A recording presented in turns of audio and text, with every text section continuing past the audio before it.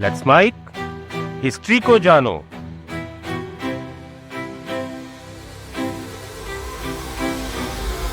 13वीं सदी के आखिर और 14वीं सदी की शुरुआत में हिंदुस्तान एक अजीब डर के साए में जी रहा था।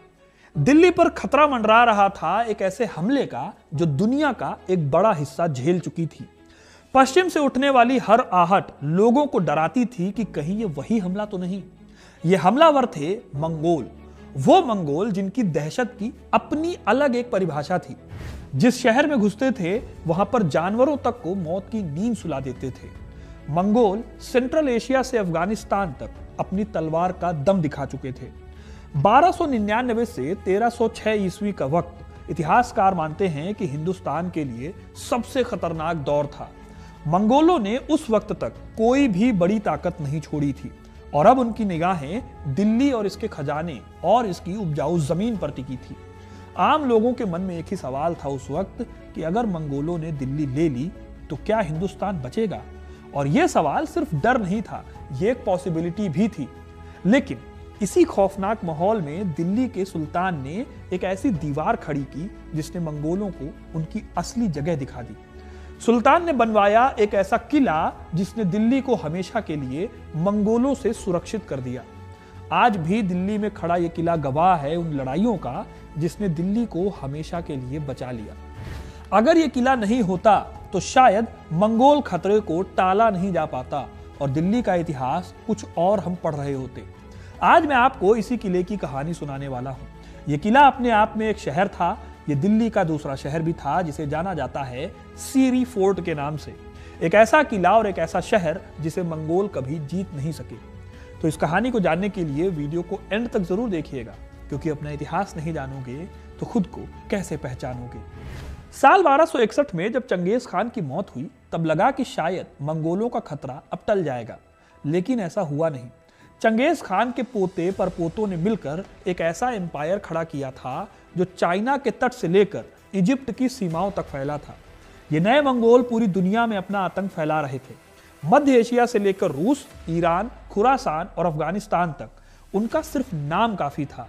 लूट, कत्लेआम, घोड़ों की टापों से कई साम्राज्य मंगोलों के द्वारा कुचल दिए गए थे। इल्तुतमिश के टाइम पर भारत पर कुछ हमले जरूर हुए थे, लेकिन वो बहुत बड़े नहीं थे।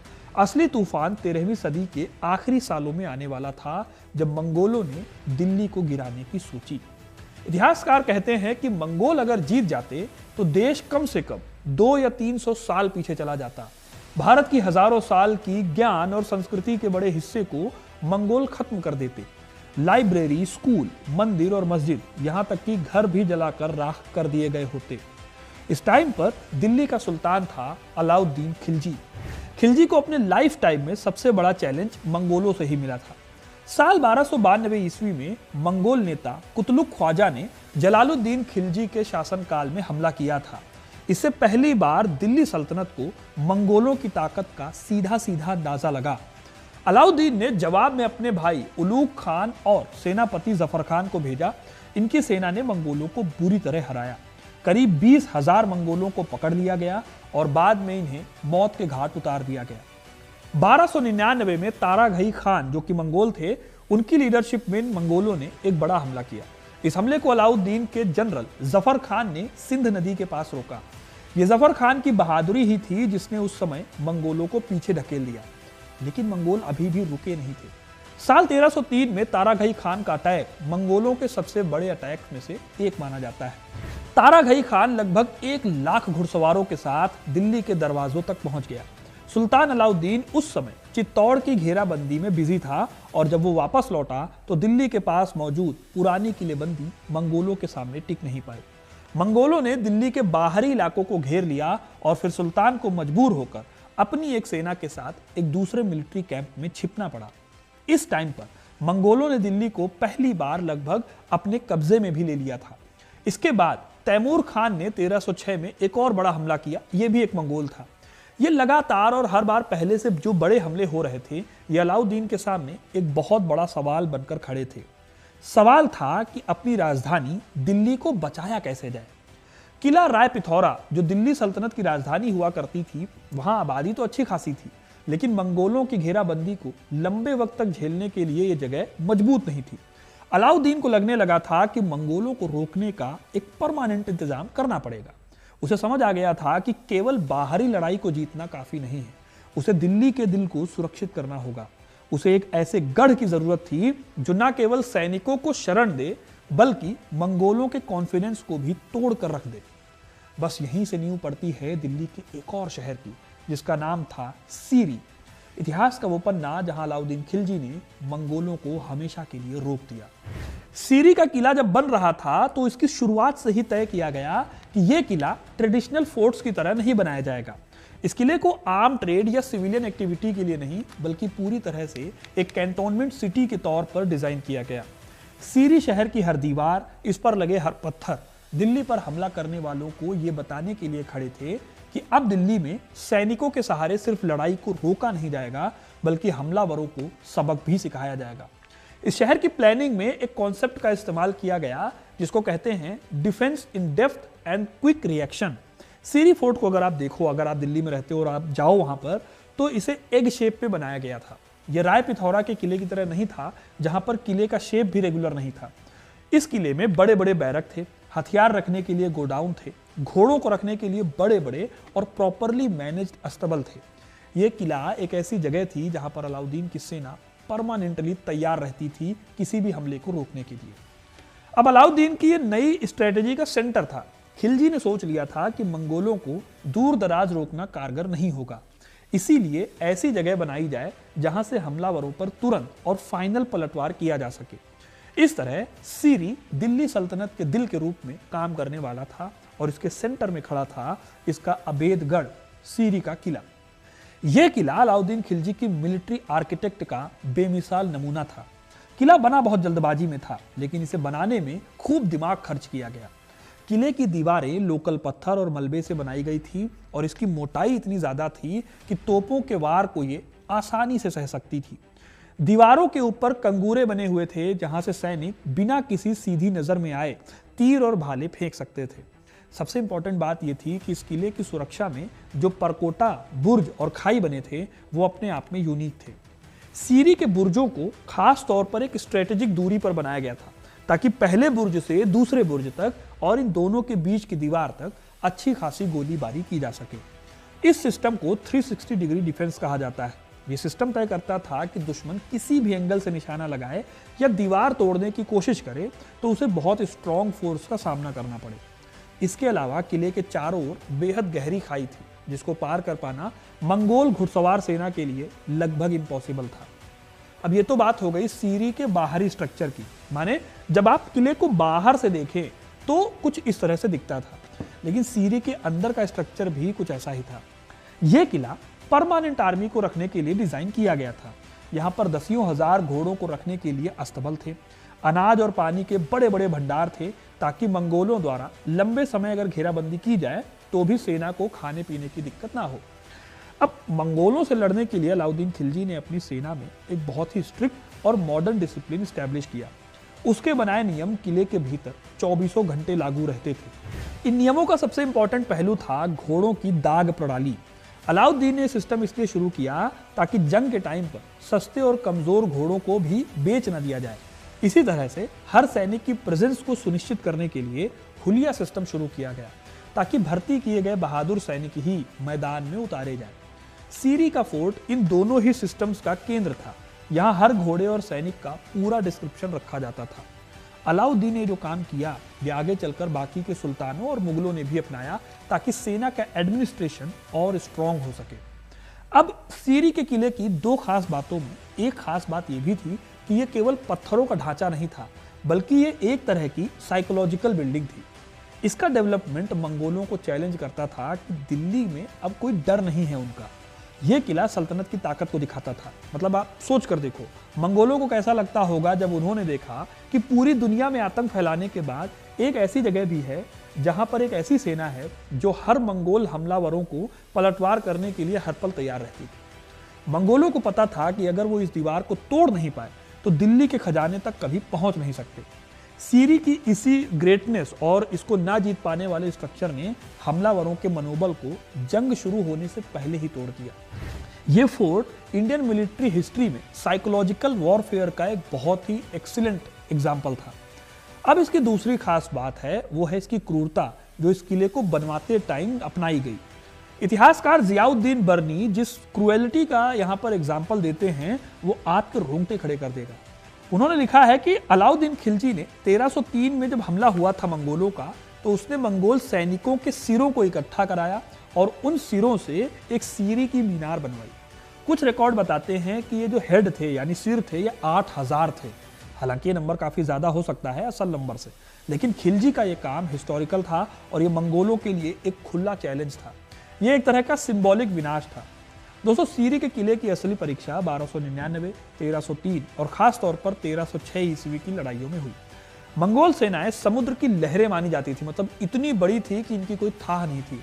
1303 के तारागही के हमले के बाद जब सीरी का निर्माण तेजी से चल रहा था, तब अलाउद्दीन ने अपने किले को एक मिलिट्री कैपिटल बना लिया। जब भी मंगोल हमला करते, सुल्तान सेना के साथ सीरी की दीवारों के अंदर खुद को सेफ कर लेता। इधर मंगोलों की स्ट्रेटेजी थी कि अचानक तेजी से हमला करो, शहर को लूट लो और दुश्मन को खुली लड़ाई के लिए मजबूर कर दो। लेकिन सीरी किले के चलते अलाउद्दीन की स्ट्रेटेजी पूरी तरह से बदल गई। अब उसे खुले में लड़ने की जरूरत नहीं थी। वो अपनी ट्रेंड, डिसिप्लिन्ड और हथियारों से सजी सेना के साथ सीरी की मजबूत दीवारों के पीछे वेट करता था। उधर मंगोलों के पास घेराबंदी के लिए जरूरी चीजें नहीं थी और वो लंबी घेराबंदी के आदी भी नहीं थे। यही वजह थी कि मंगोल मेनली घुड़सवार खानाबदोश सेना थे जो कि एक जगह पर बहुत ज्यादा देर नहीं टिकते थे। इस तरह सीरी किले के स्ट्रक्चर ने मंगोलों को दोहरी मार दी। पहला, इसकी ऊंची ऊंची और चिकनी दीवारें चढ़ाई के लिए इम्पॉसिबल थी। दूसरा, किले के अंदर अपने आप में इतनी रसद होती थी कि अलाउद्दीन बिना किसी टेंशन के महीनों आराम से किले में बंद रह सकता था। वहीं मंगोल सेना के पास उतनी रसद नहीं होती थी कि लंबे टाइम तक किले को घेरा जा सके। यही वजह है कि 1306 ईस्वी में मंगोल कमांडर तैमूर खान और अली बेग ने दिल्ली पर सबसे भयानक और अलाउद्दीन के काल का आखिरी बड़ा अटैक किया। इस बार मंगोलों का इरादा केवल लूटना नहीं बल्कि दिल्ली सल्तनत को जड़ से उखाड़ फेंकना था। लेकिन अलाउद्दीन ने इस बार सीरी के अंदर से ही एक फाइनल पलटवार की योजना बनाई। उसने अपने सबसे खास जनरल मलिक कफूर और गाजी मलिक, जिन्हें हम आगे चलकर गयासुद्दीन तुगलक के नाम से भी जानते हैं, इन दोनों को उसने मंगोलों का सामना करने के लिए भेजा। मलिक कफूर ने मंगोलों को रावी नदी के किनारे तक खदेड़ दिया। सीरी किले की सुरक्षा से कॉन्फिडेंस से भरी सुल्तान की सेना ने न सिर्फ मंगोलों को हराया बल्कि उनके कई बड़े कमांडर्स को बंदी बना लिया और उन्हें दिल्ली ले आकर सार्वजनिक रूप से फांसी दी गई। सीरी किले ने मंगोलों के मन में एक क्लियर मैसेज बिठा दिया कि दिल्ली को ताकत से जीत पाना इम्पॉसिबल है। यह 1306 की हार ही थी जिसके बाद मंगोलों ने दिल्ली पर हमला करना लगभग बंद कर दिया। इस तरह यह किला सिर्फ एक ढाल नहीं बना, ये वो मचान बना जिससे अलाउद्दीन ने मंगोल खतरे पर आखिरी जीत हासिल की। इस तरह दोस्तों, सीरी का किला अपने आप में ऐतिहासिक किला था। सोच कर देखो कि अगर ये किला नहीं होता तो अलाउद्दीन शायद मंगोल खतरे को टाल नहीं पाता और दिल्ली का इतिहास कुछ और होता। लेकिन दोस्तों, जैसे कहावत है कि सूरज निकलने के बाद ढलता भी है, वैसे ही सीरी का किला टाइम के साथ अपने गौरवशाली इतिहास के साथ दफन हो गया।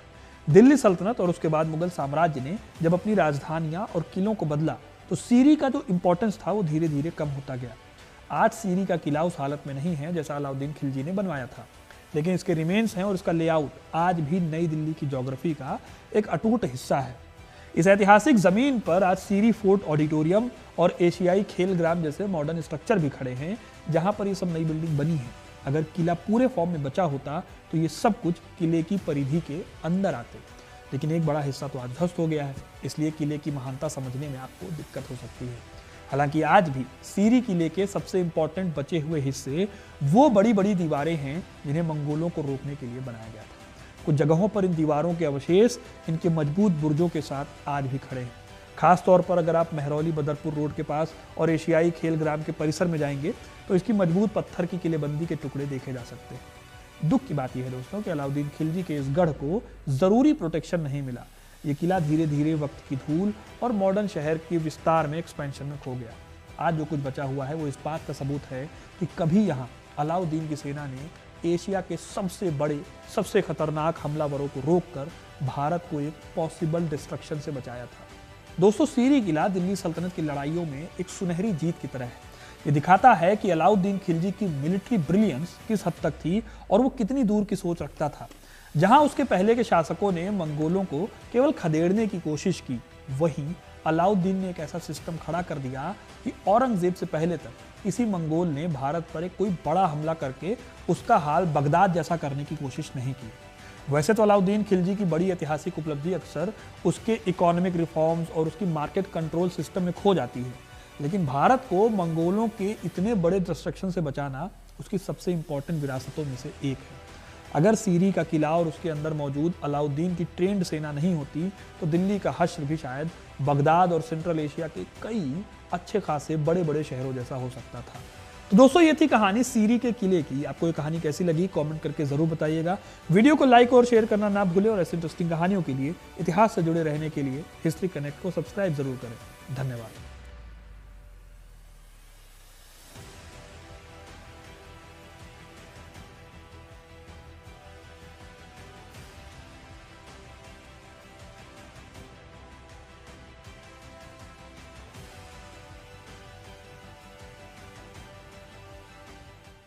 आप सुन रहे थे let's mic more than radio. Follow कीजिए हमें हमारे सोशल मीडिया प्लेटफॉर्म्स पर। Marketing strategies, corporate stories, brand building ideas, marketing case studies और इनोवेशन एक अलग पर्सपेक्टिव से, जो आपने कभी नहीं सुना होगा। Let's mic more than radio लेकर आ रहे हैं एक ऐसा ही unique show for all marketing aspirants, professionals, startups and entrepreneurs. Every Saturday at 11 a.m. The Marketing Show with Dr. Shekhar Trivedi, streaming exclusively on Let's Mic app and YouTube channel. इसे radio पे सुनने के लिए download करें Let's Mic app और visit www.letsmic.com. Let's Mic अब खबरें radio app पे। ये है मोर देन रेडियो।